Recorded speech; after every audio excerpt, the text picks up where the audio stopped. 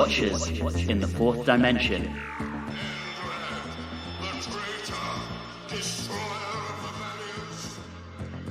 We're in a quarry. Yeah, I know we're in a quarry, but where? Forget the Zeus plug. I'll have the sonic screwdriver. Hello and welcome back to Watchers in the Fourth Dimension. I'm Anthony. I'm Julie. And I'm Riley, and Eldrad must live? This episode, we're heading back to contemporary England, where we will contend with the Hand of Fear before we say goodbye to a much-loved character. But before we dig into that, Julie's going to take a look at the mail, and we have quite a lot stored up, so we're going to tackle feedback from 3 episodes today. Many of you commented on multiple episodes, but we honestly don't have time to read all of it, so we've selected 1 comment per person. And over to you, Julie. All right, here we go. We have one main general feedback, and that is from Sean Collicutt. So happy to be listening to some more episodes. I want to thank you, especially for the Blackadder one.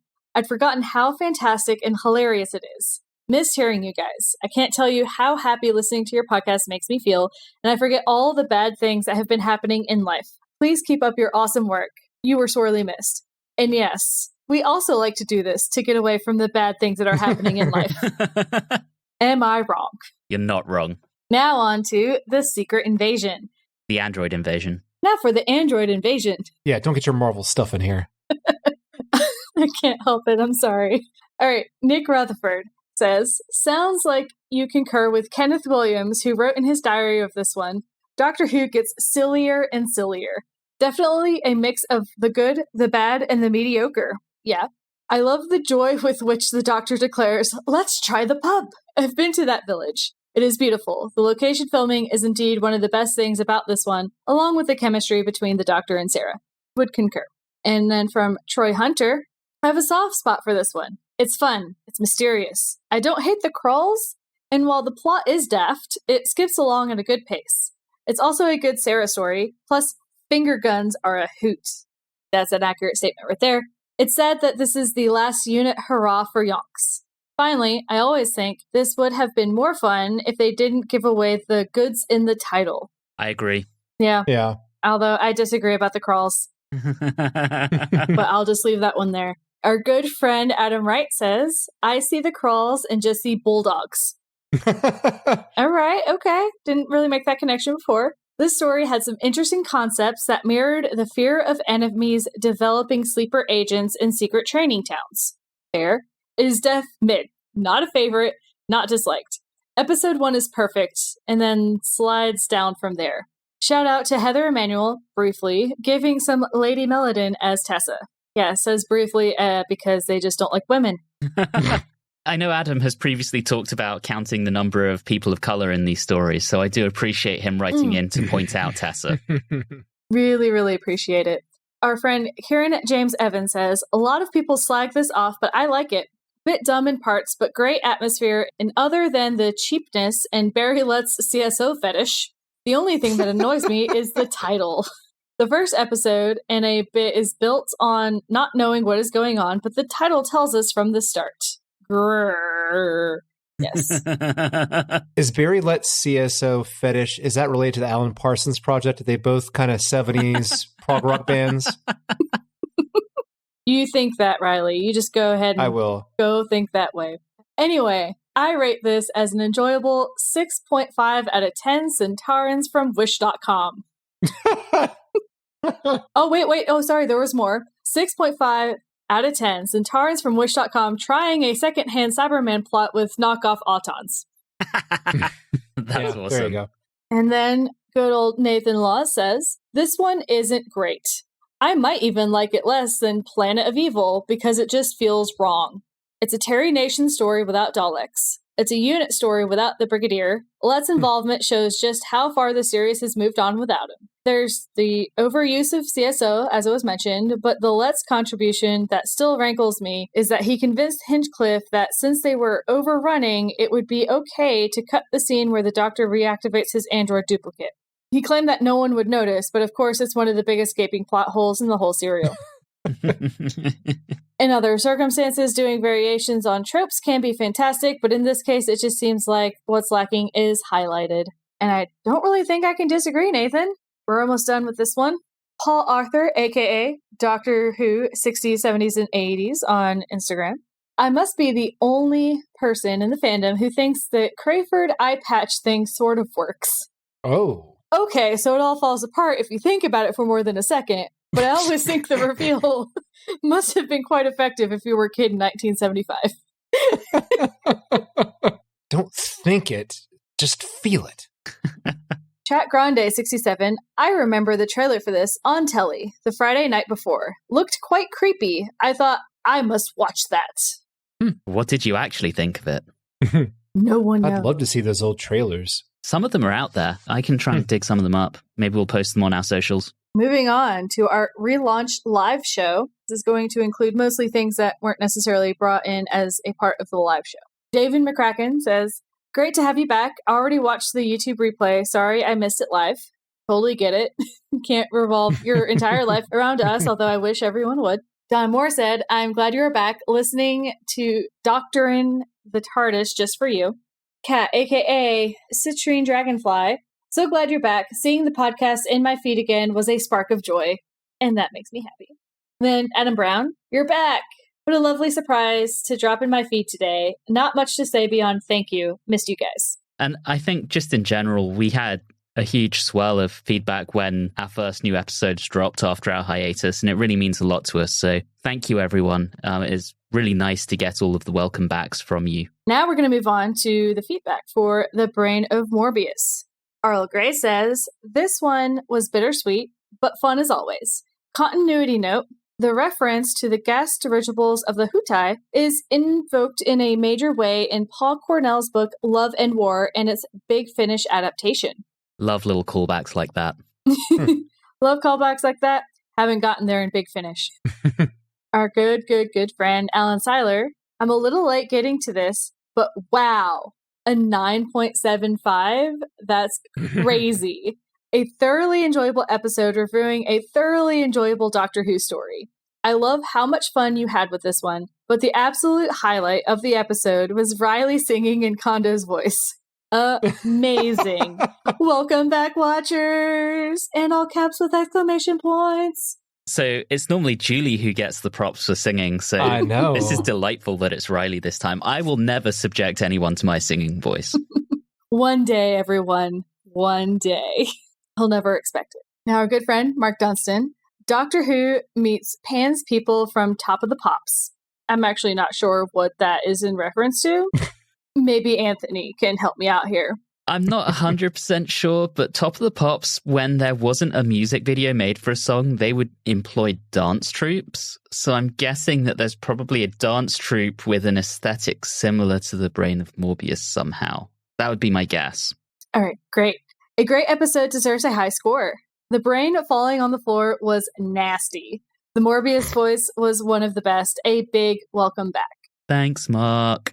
And if you have some reference for that Top of the Pops that you would like to send in, please do. I'd like to see it. And then this one is very nice, short and sweet. And it's Keith McNeil says, my favorite Doctor Who story. Wow. Well, I mean, I gave it a 10. Get it. All right, JM Casey.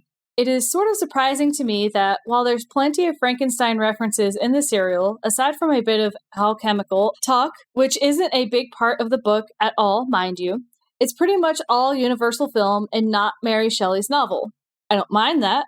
I like those films too, especially Bride of Frankenstein, but it's just interesting. Fair play on that. I can see what exactly he was talking about. Yeah. Mm-hmm. Universal really did define what Frankenstein is to most people for a long time, though I feel that has changed now. Shelley's book seems to have greater influence and has met with renewed acclaim and success in the last 40 years or so. I must have read it 3 times in school and revisited it in 2020 with a whole new perspective. And just a shout out on that, J.M. Casey is a host of a podcast called Chrononauts, which is a podcast about science fiction in literature. And I think Frankenstein, if I recall correctly, was one of the very first ones they covered. It's quite a good podcast. Very, very informative. Definitely worth a listen.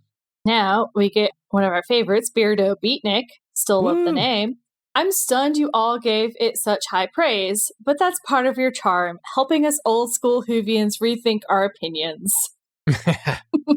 That's why I'm here. Now, Austin D. Patterson, I'm surprised to learn this was the cheap episode, but that just goes to show how good the writing and acting was. I would agree. Love to hear my favorite movie, The Brain That Wouldn't Die, get mentioned on my favorite podcast. Oh, your favorite. Jan in the Pan. That's a reference. I gathered that. And also, I think we're all slowly realizing that the Doctor's greatest enemies are not the Daleks, Cybermen, or the Master, but are instead John Miles, Mary Whitehouse, and Michael Grade. We haven't got to Michael Grade yet on the show, but we will. Another short, sweet, and simple one from the Discussing Who podcast, one of our personal favorites. Obviously, we agree. Thanks, guys. And then last but not least, Northerly Marie says, Brain of Morbius is a great opportunity to up the woman count with a whole sisterhood and a camp count by 5. Not surprised it got such a high rating. Nice. And that, my friends, is the mail. That took a while. Thank you, Julie. And as everyone should already know, we really love getting your feedback, thoughts, comments, and questions, and we do try to read out as many of them as possible on the show. So please do get in touch. You can contact us through Facebook, Instagram, and the platform formerly known as Twitter at Watchers4D, or you can email us at watchers4d@gmail.com. Moving on to our behind-the-scenes segment, this story has a rather convoluted production history, as seems to be the way of anything that was touched by the Bristol Boys. And as a reminder, the Bristol Boys are the writing duo of Bob Baker and Dave Martin, who had previously written Season 8's The Claws of Axos, Season 9's The Mutants, Season 10's The Three Doctors, and Season 12's The Sontaran Experiment. This story was originally planned to close out Season 13, and the initial pitch for the serial came out of producer Philip Hinchcliffe and script editor Robert Holmes's desires to continue mining horror tropes for ideas. Prompted by them, our scriptwriting duo agreed to work on a storyline that involved a murderous hand that moved on its own, taking inspiration from 1946's The Beast with Five Fingers and 1960's The Hands of Orlak. At the same time, the production team were working on winding down the involvement of UNIT in the show, and it was originally intended that this story would see Brigadier Lethbridge Stewart go out in a blaze of glory. The writing duo also wanted to pitch the Doctor and the Brigadier up against a ruthless, bloodless villain, and so came up with the idea of a silicon-based life form. Their original idea saw the Doctor and Sarah arrive in the 1990s, where technology and military forces were prohibited. Quickly being split up, Sarah would be sent to a commune and the Doctor to a labour camp, where he would meet an older brigadier, now part of EXIT, which was the Extraterrestrial Xenological Intelligence Task Force. And together they would learn of an anthropologist called Mountford who had discovered an ancient fossilized hand. The hand took control of Mountford's mind and forced him to take it to the Newton nuclear reactor, which we had previously seen in the Claws of Axos, where radiation would allow the hand to regenerate into its original form, a creature called an Omegon, which was made of beryllium, and the creature had previously crash-landed on Earth. What weed were they smoking? Oh, just hold up, Julie. To make things more complicated, the Bristol Boys envisioned 2 Omegons working against each other on Earth, representing different factions of their people. The so-called Hawk Omegons wanted to destroy humanity, while the Dove Omegons wanted to nullify mankind's threat by devolving them into ape-like creatures called Trogs, which initially manifested as a backlash against science. I guess we are seeing a few Trogs about in this day and age. Oh! Sarah was meant to experience this regression, but this would eventually be undone when the Hawk Omegon destroyed his Dove counterpart. The Hawk then fled Earth in the other Omegon's ship, having reconfigured Newton to explode and obliterate the planet. At the last second, the Doctor managed to redirect the power of the blast to fuel an experimental rocket called the Icarus. Brigadier Lethbridge Stewart commandeered the Icarus and used it to pursue the Omegon. Realizing that the Omegon was planning to cause a global catastrophe by suicidally ramming his spaceship into the planet, the Brigadier sacrificed himself by forcing the Omegon to collide with the Icarus. Can they make this one of the animated reconstructions of something that never existed? Because I don't understand what I just heard here. It's bonkers. I think this kind of was very quickly realized. So in June 1975, Hinchcliffe and Holmes met with our scriptwriting duo, and it was agreed that they would make some refinements to the storyline, and the near future setting would be removed, as would the Brigadier's demise. Otherwise, they were surprisingly happy with the pitch and commissioned the duo to write the scripts for a 6-part serial intended to wrap up season 13 with Douglas Camfield scheduled to direct. And if you listen to our episode on The Seeds of Doom, you already know that things inevitably changed. Over the summer, the duo continued to work on the scripts, finding a way to bring in Harry Sullivan, a giant Omegan spaceship referred to as the Monolith, and a new supporting character, an untrustworthy Time Lord called Drax. Now, Julie already said she didn't understand this, and it seems like our production team didn't either, because by the end of the summer, Hinchcliffe and Holmes became increasingly convinced that the scripts for the serial required a lot of work in order for them to be filmable. Holmes had been working on rewriting The Brain of Morbius, which kept him away from working on the significant edits that would be needed for The Hand of Fear. With that in mind, Robert Banks Stewart was hastily commissioned to write The Seeds of Doom to wrap up season 13, and The Hand of Fear was pushed back to the following season, which is where we are now. During the break, Elizabeth Sladen informed Hinchcliffe that she wished to leave Doctor Who, believing that it was time for her to face new challenges, and Doctor Who was forcing her to turn down other work that she was being offered. At the same time, Douglas Camfield approached the production team and told them that he wanted to write for the show. And he was commissioned to write a serial called The Lost Legion, a 4-part adventure that would see a French Foreign Legion outpost getting involved in a campaign between 2 groups of aliens. And it was agreed that Sarah would be killed off by the last of these aliens. While Hinchcliffe was enthusiastic about The Lost Legion, Holmes was dubious, and his concerns grew after Camfield submitted his first scripts. Holmes decided that The Hand of Fear should be readied as a potential replacement for Camfield's serial. He sent a revised set of breakdowns to the Bristol boys for The Hand of Fear, which was now a 4-parter, which removed Unit, the devolution element, and Drax. Baker and Martin formally agreed to write the shortened version at the beginning of March 1976, and by the end of March, The Hand of Fear had officially replaced The Lost Legion on the schedule for season 14. And this ended the plans to kill off Sarah Jane Smith, much to Elizabeth Sladen's approval, and apparently Julie's too. As they worked to complete the serial, The Hand of Fear continued to undergo changes. Eldrad's race was renamed to the Castrians to avoid confusion with the Time Lord Omega, and it was decided that the nuclear complex would not be the same one as seen in the Claws of Axos, so Newton became Nunton. Very important difference there, guys. Yeah, have to make that difference there. Yeah. The production team also told Baker and Martin not to write Sarah's exit scene. That would be written by Robert Holmes, as it was to tie into the next serial. With Camfield still working on his own scripts, and having made a promise to his wife to never again direct Doctor Who, The Hand of Fear was reassigned to Lenny Mayne, and it would sadly be Lenny Mayne's final work on Doctor Who, as he would die in a boating accident the following year. Joining Mayne behind the scenes, Chris Doyley-John continues his run as production unit manager. Dudley Simpson returns to the show to provide music for the 41st time. Oh. Yeah, I know.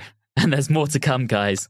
Christine Rusko returns as designer for the second time. She had previously worked on last season's Pyramids of Mars. And Barbara Lane provides costumes for the 8th and final time, having started her association with the show on season 4's The War Machines. So she goes all the way back to the First Doctor. And we had, of course, most recently seen her work on season 13's The Seeds of Doom. The completed serial went out on 4 consecutive Saturdays between October the 2nd and 23rd, 1976, varying in time between about 6 p.m. and 6:10, with a small exception for part 2, which went out at 5:50. And I've spoken for far too long, so with that, I'm going to move us into our short summary, which is with Riley this episode. Take it away, Riley. A group of Jawas who invaded a North Face outlet tried to blow up someone named Eldrad, who does a fantastic Addams Family Thing cosplay. From there, the show becomes a tour of the Oldbury nuclear power station because Eldrad wants radiation. We could have saved some time and put The Hand in the microwave, but The Hand of Microwaving is not a good title. So Eldrad gets juiced up and tricks the Doctor and Sarah to take him/her back to their planet, where we discover that the show has been lying to the audience because there is nothing there but an old answering machine message. Eldrad gets tripped into an abyss, and the Doctor and Sarah say goodbye. On a serious note, everyone pour one out for one of the best Doctor companion pairings. Sad face. Yes, sad Oh face. boy. Yeah. All right, guys, part 1, let's go. Technique crowbars, obliteration modules, King Oaken, spans as a measuring unit. This serial is hot, hot, hot off the bat. What I've actually started to notice, I think more recently, especially in Tom Baker's era, is you get this opening that until you get into part 3 or part 4, the opening doesn't make any sense. And you're trying to figure out how it really fits super well with it, at least in my opinion. It's fun when it has this one setting and then it takes you back to Earth and then you come back to that setting. I don't know. I mean, it definitely is a jolt because you're shocked by what you're seeing because it's so foreign and unusual. But I feel like it would have been a bit more approachable or easier to digest if they didn't have their voices that way, because I honestly could not understand them and had to put the closed captioning on at times. And I'm not kidding. In my joke before, I really thought he was calling the other guy Technique Crowbar. I just find it funny that you're like, oh, I needed to use closed caption. I'm like, I've been using closed caption since the Cyberman came around. And it just constantly lives on my TV now. I think one of my favorites was their costumes because those were just some comforters that were sewn together. Yeah. I was going to say, they have discovered the art of quilting. Yes, they have. It's apparently a universal concept, guys. One other thing I love about this beginning is just as they're about to lose control, they decide to trigger the explosion of Eldrad's craft, despite there being a 1 in 3 million chance of particle survival. And to me, particle survival implies that maybe a couple of particles survive. Not only do a couple of particles survive, but an entire fucking hand. That is some ineffective stuff. They need to rework their equations because that seems like more than a 1 in 3 million chance. Anyway, that leads us to a quarry, an actual quarry. Which brings me to something that completely took me out of the serial. How the hell does the Doctor not able to ID his quarries? You would think he would know quarries, all the quarries on Earth, like the back of his hand. Well, no, because so many of them seem to be alien planets, so he could be anyone. That's true. All I know is that this is the serial of the obnoxious alarms. Oh, yes. Very much so. Many alarms. I get it. We first have a quarry where they're blowing things up and then we're in a nuclear power plant. But oh my goodness, turn it off already. It was funny because I was watching this on a Saturday morning and my significant other came downstairs just as the alarm for the quarry was going off. And she looked around and went, "What's that noise?" And I was like, "It's the TV. It's Doctor Who, babe." Yeah, I think Rumble is finally just getting accustomed to it because he didn't really flinch too much with these alarms. I will also say, though, I love Sarah Jane's outfit. Yeah, I like the jacket that goes along with it. I don't think you see that too much later, though. It's interesting. I do like the idea of them just happening to stumble into the middle of the demolition of a quarry. But it goes from a humorous, playful little bit to like, oh, wow. And since I had never seen this before, I kept thinking I knew that Sarah Jane was going to be around for much more. I'm like, okay, I know I would have heard if they killed her in a damn landslide, right? I know I would have heard that. That would have not have gone down well. And come on, Riley, you've watched all of New Who. You know that's not the case. Yeah, exactly. You can just see Tennant going like, I'm sorry, I remember leaving you in a landslide. I'm sorry. I'm so sorry. I think you raise a good point because watching this in 1976, again, there was a big press release that Elizabeth Sladen was leaving. So every time when Sarah's in danger, it's that question of, is this how she leaves? I think they were very much aware of that because there's so many times when you're like, and she's dead. Yeah. Especially in the first few episodes. And I guess we can bring up the possession thing because thank God that did not carry on too long. Knowing this was like her last one, I didn't want to spend the entire time of her just in a daze being possessed the entire time. I think it's fair not wanting her to be possessed the entire time, but I do have to say she nailed it. Yeah. Oh, yeah. She was so good at it. I did want to bring up one thing, though, while she was still underneath the rock to talk about some of the direction. The shot down someone's arm as they were going to be lifting up the rock, I thought was an interesting choice of how they did that. And then further on, there's like a lot of close-ups and things, but they're better close-ups than some of the others I've seen in Doctor Who. Yeah, they were pretty unique in their close-ups, and I was okay with it. It was definitely something new. It didn't take me out at all. To be honest with you, that was the good part of the direction. I felt like this first part had so much filler of, look at us, we're in a nuclear power plant. Here's another part of the power plant. Here's another part. Just got really tired of seeing different elements of the power plant. You had to introduce some characters. I think that was one of the main things. I was very sad about Dr. Carter, and they got me twice. Before we start talking about the power plant, let's talk about the hospital. Because, firstly, holy shit, we get a doctor of color.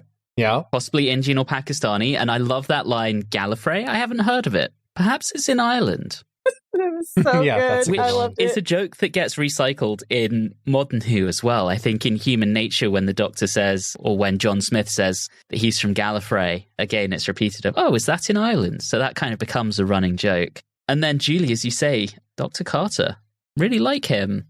I like a lot of the supporting actors in this story. I think they're very good. There's one that we'll get to a little bit later that I thought had a very interesting scene, but we'll save that till later. Well, I had a question of Anthony, specifically to you. When Dr. Carter, I love this part, when he's on the phone describing Sarah Jane, and the person's like, well, she's wearing, and she's trying to describe the overalls that she's wearing, and it's Andy Pandy. Who's Andy Pandy? So before my time, but Andy Pandy was a children's television show. Okay. I figured it was something similar. I'm not sure, but I think it may have even involved puppets, maybe. Oh, dear. Not sure. I could be misspeaking.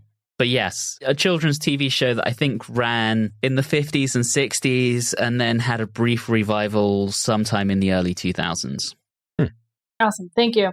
Another thing that I noticed before we start going close to part 2 is I find the music interesting and I don't hate it, but there's a distinct sound when people are going places because there's a lot of travel involved in this serial. We're traveling through the power plant. We're traveling from one place to another. And the music's always been pretty interesting. It's not like cats on a synthesizer. There's some good bits of the music that come up in episode 4 that I want to bring up, but we'll get there. Before we move on, there are a couple of things I want to talk about. So firstly, possessed Sarah. The way Elizabeth Sladen portrays that is so creepy because there's something like very childlike about it, but also very menacing at the same time. And then that's in direct contrast to her outfit, which is equally kind of childlike and kind of innocent in its look. And then you also have Lenny Mayne, and I'm surprised that you haven't yet brought this up, Riley, filming her scenes as she's kind of going out on her rampage with that fisheye lens effect, which works really, really well. We had seen Lenny Mayne previously directing. He did The Three Doctors. He did one of the Peladon stories and one other. And I think this is the best of the ones he did. I think this is where he does some pretty innovative stuff that I really, really enjoy and appreciate. So we're getting close to the end? We are. I also wanted to talk about the Doctor and Carter in the car together. Isn't it weird seeing the Doctor in a car that isn't Bessie? No, just me? Oh, I do miss Bessie. Oh, it was both Peladon stories. It wasn't just one. He did both. We end the story with Sarah going into the room with the exposed radiation source in the nuclear power plant. And she sits down, opens the box, the hand starts to regenerate and move on its own. And that's our cliffhanger. And we're into episode 2. I'm pretty happy with that animation of the hand. Yeah, it's pretty good. And with Sarah within that chamber, once again, my mind was thinking they're going to kill her off like Spock. Right there. But no, she gets a little added protection. And I agree with what you were saying, Anthony, earlier about the menacing but also childlike trance. Yeah, it made you feel a little unsettled. But I wanted to bring up in this episode, it always cracks me up. And I think out of the Doctors we have seen so far, Baker is the one that does it the best, is the classic scene where there's some sort of calamity and you're in some sort of control room or room where the power is held, so to speak. And the Doctor just oftentimes just stroll in there like a cat and just assume they belong there and take control and weave their way into it. And eventually, despite being resisted, eventually kind of run the show. And I just found that the way that happened in this serial in part 2 was particularly a great example of that. Before the Doctor and Carter just stroll into the control room, firstly, absolute chaos. I was somewhat expecting someone to say, how bad is it? And the response to be, not great, not terrible. And did anyone else notice in those early scenes, when you had a close-up on Watson, the head guy in the control room, there was a fly crawling across his forehead. Oh, I did not catch that. Yeah, I was like, wow, they left that in. Cool. But we get, what's that woman's name? Miss Jackson? In the control room. I think it might be, yes. I'm sorry, Miss Jackson. I am for real. Damn, I said I wouldn't sing, and you got me breaking that promise in the same episode. Told you. But yes, Miss Jackson. So there's one to our speaking lady roles. So really excited about that. And while her part wasn't big, I did like her with Professor Watson. Yeah. I would have preferred her to have more of a larger role. I think she was fine. And I have some comments about Watson that we'll get to. I feel like a lot of this serial drags in the first two parts, in my opinion. I don't feel like we really get going until part 3 and part 4, particularly part 4. I love part 4. I think part 2 is really good because it's filmed with so much tension. I mean, it's 10 years before the actual Chernobyl disaster and, nearly 40 years before the dramatization, but it's filmed like a nuclear disaster movie.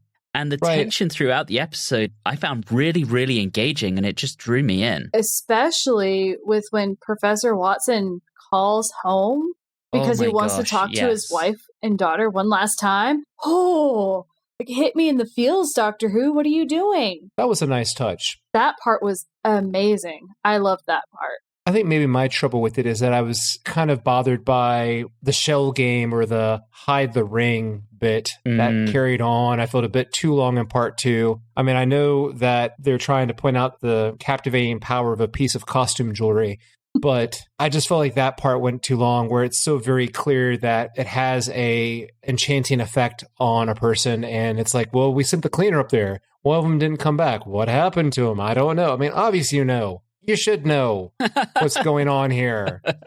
It controls anyone that it touches. Come on. Yeah. But I agree. I'm glad she reminded me about the part about Watson calling home. I did like that part, but I also knew that they weren't going to destroy the whole plant. So the Doctor's plan on how to get to where Sarah is to crawl through a 200 degrees centigrade duct, that's like 425, 450 Fahrenheit. That's like your oven. That's what I used to cook my chicken tonight. Yeah, that's a bonkers plan. And then Carter, who admittedly is also possessed by the spirit of Eldrad, is like, oh yeah, I'll follow you. Homie, he's a Time Lord. You're just a human. You will cook in that, even if the Doctor can't or won't. The power of Eldrad compels him. Indeed. And also, I don't think we were asked this question enough, or if it was mentioned enough, but exactly what side of the whole Eldrad should live question are we falling on here? Because I don't think they mentioned that enough in part 2. Like, are you asking whether we think Eldrad should live or not? I'm saying that I thought it was a bit ridiculous that they kept hitting on that line over and over and over again. I think they could have cut that back by about 50%. Big Finish have a story called Eldrad Must Die. They're balancing it out then. Yeah. I don't mind that because it's just emphasizing what's going on. And it's really Eldrad's fault. We all knew this. And how paranoid Eldrad was when you come to find out. It's like, yeah, I could see Eldrad doing this. Yeah, this tracks. And some of it is when the Doctor cannons out of the duct, he says to Sarah, Eldrad must live, to make possessed Sarah think that he's one of them. So some of it, I think, makes sense from the perspective of the story. That didn't bother me too terribly much, but Dr. Carter dying did. That was quite a fall. Did anyone notice how comedically large that spanner was? And very clearly made of foam as well. Yes, it was. It probably wouldn't have been so noticeable on, like a 12-inch CRT TV back in 1976, but watching it on a 65-inch flat screen in 2023, it's quite comical. There's lots of shenanigans with radiation levels going up and down and up and down and up and down, but none of our heroes get radiation poisoning because the hand's absorbing it all. It's quite convenient. Yeah, you have to have something to wave that away. Hand wavy, it's fine. I want to talk about the Doctor hypnotizing Sarah. Ah, yes. Because obviously it's not the first time we've seen the Fourth Doctor put her under hypnosis. He did that in Terror of the Zygons, and she even gives a little protest of, oh no, not again. Yes, she did. Love that. And that snaps her out of it until she says, Eldrad must live, and then goes, just testing. Such a troll. Oh, it was adorable. And we go up and down, and then I was afraid that Professor Watson was going to die. You know, it had been a while since I had watched this story, and I couldn't remember whether he survived or not. And I was getting convinced at times that he might die as well. I mean, particularly after him making that call and then not dying, it would have been really cruel to then kill him off at a later point. And I'm glad they didn't. I'm really glad they didn't. Although, I have to feel sorry for the workers. Hey, everyone, you have to leave. Oh, no, wait, come back. Oh, wait, no, leave again. I'd quit. Worst day ever. I hope I still got paid full time for that day. Man, I'd be wanting time and a half for that. Okay, poor Driscoll. He's the one who's sent to recover the hand. He finds the ring. He gets possessed. Yes. And we end the episode with him taking the hand and the ring and walking into the nuclear core, which, to your point, Julie, is when Watson orders the second evacuation. And the control room explodes, and that's our cliffhanger. And very early in episode 3, we are told Driscoll has probably been vaporized. I mean, that makes sense. I know, but poor guy, I mean... Better to make it quick, you know? I mean, if not, it's going to be long radiation poisoning death, so better to get vaporized. And at least we didn't have to see it on screen. That makes me feel a lot better, because they've been known to do that. And so what's the solution? An unexplosion. The solution is to throw more missiles at it, which the Brigadier would approve of. Yeah. On a nuclear power plant. Right. A nuclear strike on a nuclear power plant. I know I'm not a scientist, but that does not sound like a really good idea at all. No. That was just bizarre. Shouldn't the way that it should be handled is to have some sort of like water source to then just flood it? And you get a shit ton of sand and try to bury it. That's it. It's burying it with boron. That's what they did in Chernobyl. Yeah. That's what it was, boron. Yeah, sorry. You definitely don't execute nuclear explosions on top of it. That was nuts. And then, obviously, I know there's a few other things that happen, but when they go away from it and they're like, oh, you should hide, I'm like, that is not far enough away. Right. They were still under the Cold War, duck and cover. Yeah, let's hide behind a Jeep. Like the Jeep isn't going to get vaporized? Come on. But hey, let's really worry about the major issue here, our eardrums. That's the thing we should be concerned about. Yeah. Oh no, they just wanted to have Sarah Jane sound funny, and they accomplished it. But it's fine. The creature just neutralizes the missiles anyway and uses the radiation to fully regenerate itself. Which, that's right there. The door melting away as they were coming back to that shot. Melts away more, melts away. I was getting myself really hyped up for an amazing creature reveal. What I did not expect was the most fierce-looking glam rocker I have ever seen. Okay, first off, I do want to hit on one line that the doctor said before, but Eldrad is amazing. Female Eldrad is amazing. Oh, yes. Mm-hmm. I adore her, and I sit there and I'm like, if I were one to try to use body paint and all that, man, I would try to cosplay that because that is amazing. She is beautiful. The costume's amazing, and Judith Paris has amazing big eyes that I could easily get lost in. Her voice. Yeah, it was a very interesting effect they put on that. So good. I wanted to touch on one thing before we really dive into Eldrad, because the doctor was like, I want to try one of the oldest weapons, speech and diplomacy. I'm like, I think one of the oldest weapons was people hitting people with rocks. Yes. Just going to throw that one out there. I have a question. Does Eldrad count on the Philip Hinchcliffe women count? Yes, because at that period of time, I would say that, I mean, it's an alien. I mean, you could probably make that argument. And I know that when they get back and it's just like, oh, this is my form. But I was going to say, do the Castrians even have gender? I want Eldrad to count because it was just, I love Judith's portrayal of Eldrad, so I want it to count. We'll allow it. I vote in favor. Yep, we'll allow it. Thank you. This time. I was so mad. I know we're not getting to part 4, but I'm already going to tell you how mad I was. Douchebag. But we'll get there. Well, I mean, so we have our diplomacy, and of course, Watson tries to shoot Eldrad. Eldrad has some severe trust issues. Obviously, as the conversation between Sarah, the doctor, and Eldrad continue, we're getting a lot of little hints and clues that, you know, this Eldrad person... Not so cool. Yeah, they might have some deep-rooted emotional issues that make them a bit dangerous. Just a little bit. Just a little bit. She can mind meld without touching someone. All right. Interesting. By snap cut, she can add reflectors to her eyes. That was fun. I actually really enjoyed that. And I find it interesting. Sarah Jane's thoughts around Eldrad is very different than the Doctor's thoughts around Eldrad. Because Sarah Jane is the, I was possessed for this person. I don't even know if it's as that person. And so Sarah Jane's like, I don't like you. And you can tell that she doesn't like it for a very long time. Yeah, I really love when they go into the TARDIS and they're having that big conversation and Sarah just flounces off. She just opens the door and goes further in the TARDIS and leaves the Doctor and Eldrad in the control room. But you're also missing the best part, is that after it kind of the TARDIS like jolts, she just casually walks in eating a banana. Yes, I love how cool and like, yep, what's going on? Just completely unfazed, just amazing. Been a long day. She needs sustenance. Yes, it's true. Oh, and I'm sorry to go back here because since we've jumped into the TARDIS console, I feel like we're headed off to part 4. But before we do, after Watson has shot at Eldrad and escapes, gets knocked around, well, he goes back to the control room and he has a conversation with Miss Jackson. And he starts talking about how no one will believe me. No one will believe me. I found that scene carried on a bit too long, or I feel like they were heavily hinting that he was about to have a complete nervous breakdown. I think he is. I was rather worried that he was still holding the gun. Oh, and he was just going to kill himself. I mean, I didn't want to go quite that far, but I was a little bit concerned that he was just still holding and staring at it. Right. It's funny because the first serious jolting tone change that we get with the call in the previous episode is very good.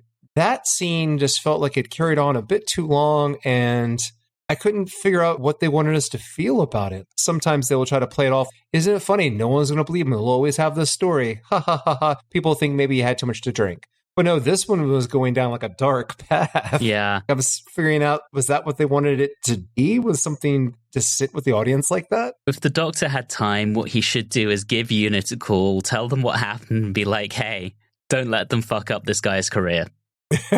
Right? Because I feel like they would have helped him get through all that and been like, okay, yeah, so aliens exist and that's clearly what happened here. And really, there's not a lot this guy could do. The Doctor kind of came in and saved the day. But no, he has none of that. So he's probably going to lose his job because he nearly melted down a nuclear power plant. Poor Watson. Awful, no good day. Yeah. So we had gone to the TARDIS. The Doctor just spouts off a whole bunch of numbers and letters. Because that's what he likes to do. I love how he does that, telling Eldrad, program it all in, goes through it without a single pause, expecting Eldrad to keep up, and is then like, oh, by the way, if you keep that wrong, we're going to get obliterated. Yeah, the Doctor can be a dick sometimes. Yeah, I guess rightly so to Eldrad, given that Eldrad kind of possessed Sarah Jane. So we land on Castria. It's an absolute wasteland, somehow even more of a wasteland than when Eldrad left. And Eldrad turns the power on, goes to go through a door, and bam! Bolt to the chest, cliffhanger, out of nowhere. That's a great cliffhanger. That's like one of the best cliffhangers I can remember. There was no build-up to it. I know, it's awesome. It was awesome, totally unexpected. Bam. It wasn't a freeze frame on the floor? It was not. It's hard to compete with that. And that leads us into part 4. Part 4. Okay, why is that guy playing Qbert on the screen? That whole thing is a repeat of the trope from Death to the Daleks. Speaking of flaws, you know, a dead creature monitoring a screen. Isn't it? Yeah. What I found frustrating is the Doctor kept being a dick to Sarah Jane, too. Sarah Jane gets hit by one of the traps, and he's just like, oh, Sarah, get back up. Yeah, they're only effective against silicon. You're fine. You're from South Croydon, Sarah. Which was so confusing to me because then if it had no effect on her, was that reaction that she had just fear or a placebo effect? It's even said it was fear and surprise. I think it was fear, surprise, but I also think that probably there was a force behind it. Must have felt something. The pressure of whatever was being thrown at her probably just knocked her down. And guess what? If you were knocked off your feet, you'd probably be a little scared too. Yeah. Yeah. Just throwing that out there. The whole concept of navigating various traps, we're back to both Death to the Daleks and Pyramids of Mars in this. I'm sorry, I'm a sucker for it. I loved it. Well, they made them significantly different. They did. And that's what I appreciated about it. Because in Pyramids of Mars, some of them were exactly the same as in Death of the Daleks. Whereas here, to your point, Julie, they are all different. And all of them. I'm not going to lie, when they get to the part where they have that big chasm that Sarah Jane also almost falls in, which would be terrifying, I'm with her 100%. I would crawl across, which sounds ironic from the person who rock climbs, but guess what? I ain't have no ropes. I'm not just going to casually walk across. No, thank you. Yeah, that's fair. Dragging Eldrad all the way to a regeneration chamber. And in between, we have cuts to who we now know as just a bag or an empty sleeping bag. Gets told, like, they're getting closer.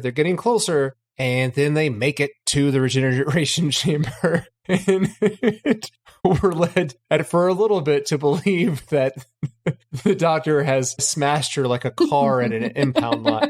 The one thing that gets me here is I think by the time they're trying to get Eldrad to the regeneration chamber, I think even the Doctor has realized that Eldrad is bad news. I don't know that he knows 100% that it's bad news. He understands that it's more complex than what Eldrad's saying. Yeah. Sarah's really putting the pieces together because she even has that line of, wait, so Eldrad told us the traps were for alien invaders, but they're keyed for silicon-based life. What are the chances of that? And the Doctor basically says, very, very unlikely. Yep. I don't think they quite understand the level of what's happening, but yeah, they are starting to really get that. And then, of course, we find out that Eldrad really didn't really die. And I'm very sad. Because we get the regenerated Castrian Eldrad, played by Stephen Thorne, a.k.a. Omega. I can see that. That explains a lot. What I didn't like about it, multiple things, but the main thing that I didn't like about it is I wouldn't think the personality would change quite so much between the two, because I think that the previous version of Eldrad seemed a lot more collected, and maybe she was putting on a front, I don't know, but the bombastic craziness that was Eldrad regenerated, I was not a fan of. Okay, but admit this, with his loud, boisterous voice and his constant laughing at his own jokes, doesn't Eldrad give off a little bit of Flashheart energy? Just a little. A little bit, but not in a good way. Not in a good way.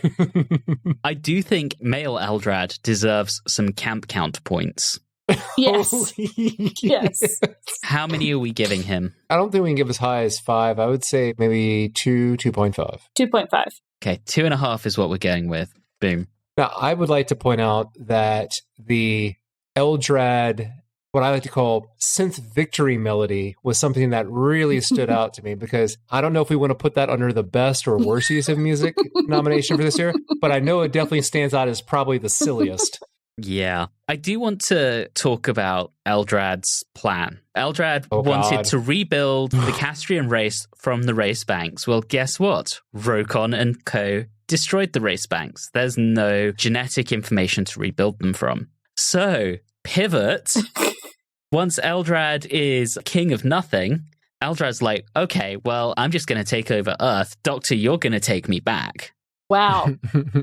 Okay, flip side, the Doctor trips Eldrad down the chasm and even says, well, he's probably not dead. He's kind of made of rocks, and then throws the ring down with him. I almost feel like that is a commentary on what an absolute joke Eldrad is.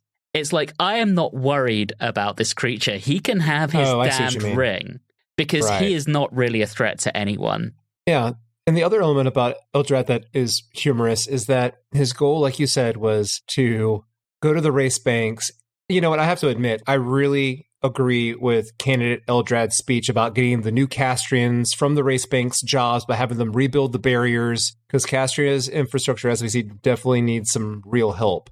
But the thing that's so funny to me is that he wanted to build them back up so he could dominate the galaxy, a very common goal by our villains. But then when that gets taken away from him, it's the other most common goal of our villains, which is, well, I'll just take Earth then. I'll just take over Earth. Eldrad would probably be better than our current politicians, so I'm not entirely against it. I mean, his jobs program sounds good. Yeah. And can we have a little bit of discussion about Rokon? Rokon, who played this long-ass game and was like, not only do I want to make sure that we're all gone when this happens, but I want to leave a video for you, just as the ultimate, like, fuck you, because we're all dead now. I know. You know how satisfied he must have felt after recording that message?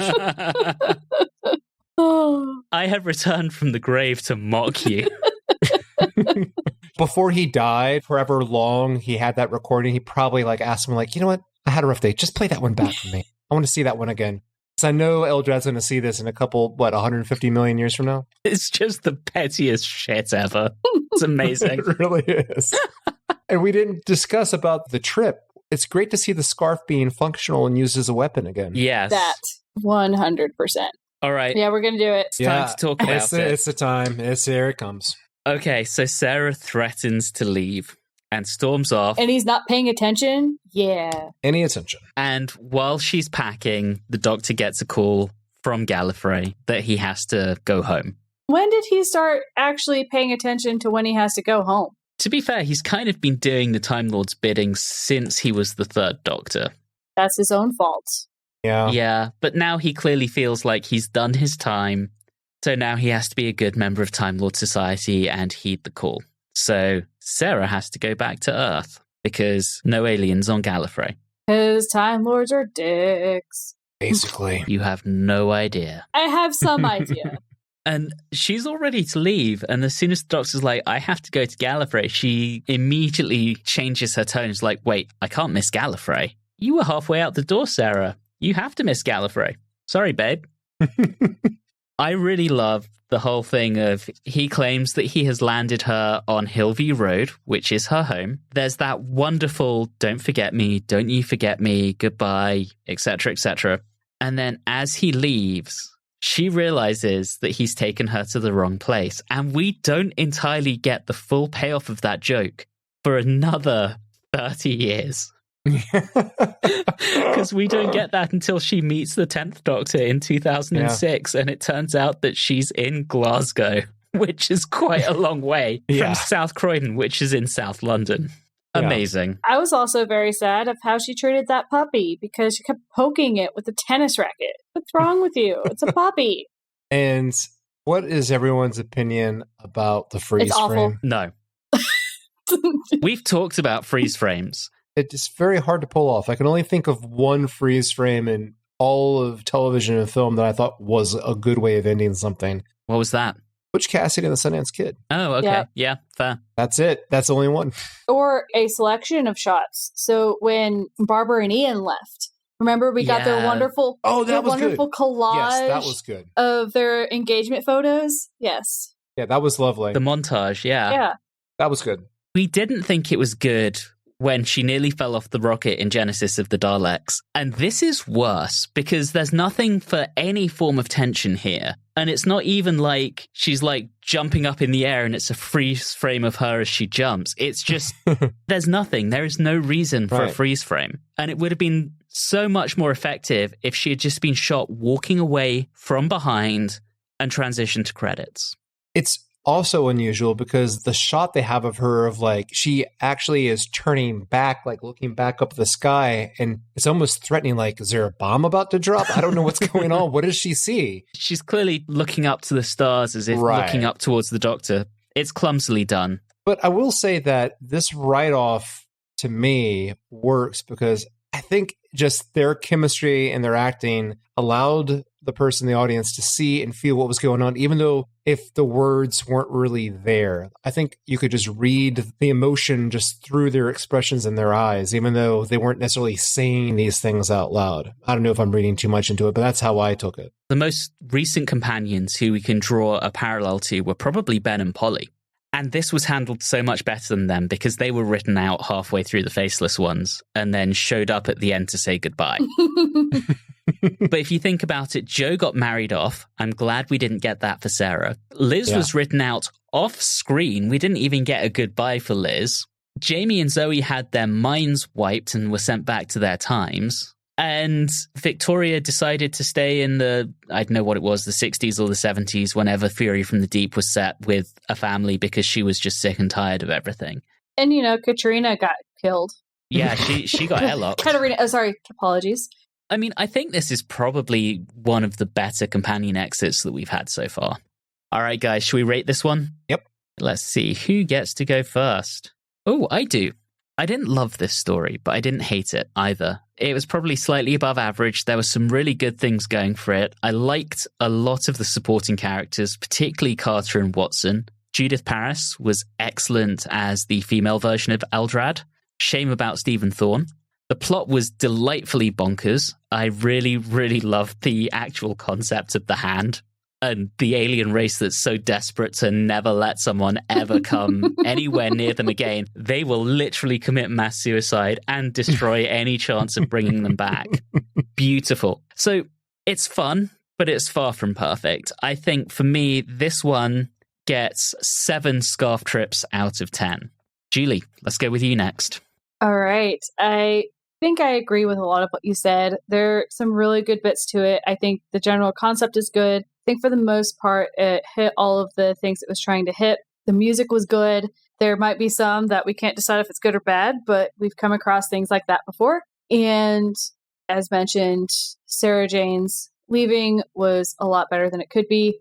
Obviously, I did not particularly care for the male Eldrad, choice words of what I decided to call him.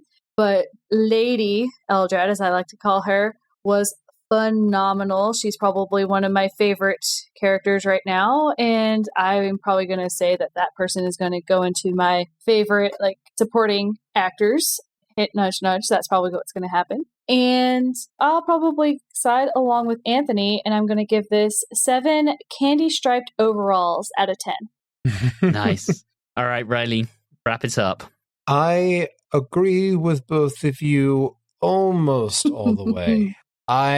Going into the final part of this serial, I was going to honestly give this a 4.5 based on the fact that we had a repeating cycle of events of who has the ring, they now have the ring. Now this person has the ring, lost the ring, where's the ring? And I did enjoy the starting premise. I thought that was really good. And I did love the look of Lady Eldrad. Part 4 provides a lot of suspense and payoff, and I am a sucker for obstacles, and I enjoyed that part. That really got my score back up. And it definitely gave us a new setting because I was tired of being in the power plant for so long. Honestly, I was okay with the Sarah send-off. Clearly, there was a lot more potential there as well as in the story. So I'm going to come in and give it a 6 obliteration modules out of 10. All right. Thank you, Riley. And so that gives us a story average of 6.67 across the three of us, which means admittedly, it only has to go up against Mandragora, but so far it's the best story of the season on average. Perfect. We'll see how long that lasts. That brings us to the end of the episode. We will be back next time when we're heading off to Gallifrey in The Deadly Assassin, and I'm going to use up one of my things now rather than next time round. Is an assassin any good at their job if they're not deadly?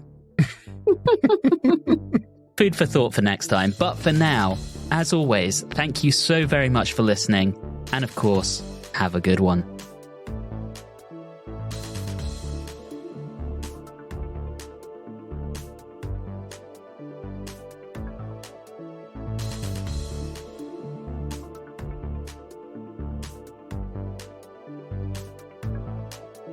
You have been listening to Watchers in the Fourth Dimension with Riley Schreck, Julie Philippek, and myself, Anthony Williams. This episode, The Hand of Microwaving, was recorded on Wednesday the 4th of October 2023. If this is your first time listening into the show, all of our previous episodes are available wherever you like to get your podcasts. You can interact with us on Facebook, Instagram, and X at @Watchers4D, and you can also email us at watchers4d@gmail.com. If you're enjoying the show, please do subscribe and consider leaving us a review or rating on your favourite podcasting app. All of those things really do help the show. And always remember, Eldrad must live.